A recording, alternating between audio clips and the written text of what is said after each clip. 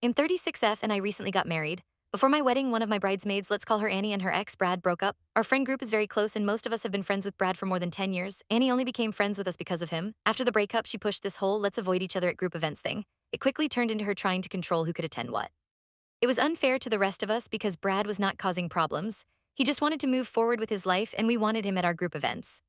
Fast forward to wedding planning.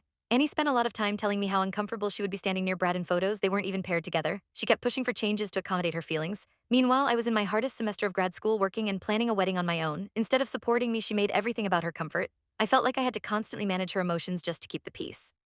Even with all of that, I told her I still wanted her in my wedding because I cared about her. She had one single responsibility. She was supposed to bring her PA speakers. We talked about them multiple times. On the morning of the wedding, she told me she assumed we did not need them anymore and sent her boyfriend to get them last minute. I thanked them, apologized, and even offered to pay for the inconvenience. I refused to let anything ruin my day. Later that night, she got very drunk, had a meltdown, stormed out of the venue, and then sent me a long, dramatic text message trashing Brad. He had literally spent the entire day avoiding her on purpose so that she would not be upset. The next morning, she completely backtracked and told me that he was not the reason she was upset. About a week later, I found out she was telling people that her meltdown happened because I asked her about the speakers the morning of the wedding. I did not ask about them that morning. We had discussions about it previously. She straight up changed the story to make herself look better. And here is where things get unbelievable. Our venue included a private cottage where my husband and I would spend our wedding night. One of the big reasons we chose that venue was to have a quiet, private place for us and a space where my dad could rest if needed. At one point during the day, I went inside to grab something and found Annie asleep in our bed. She went into our private bedroom without permission. She climbed into our bed. She even shut my dog inside the room with her.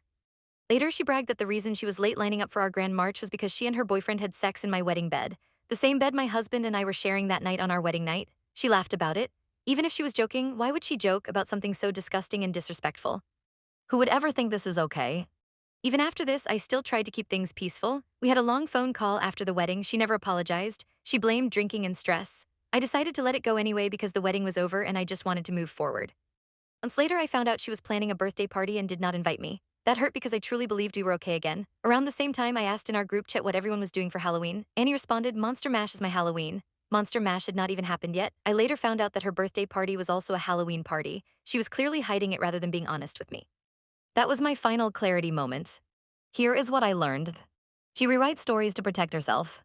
She expects everyone around her to adjust to her feelings. She avoids taking responsibility every single time.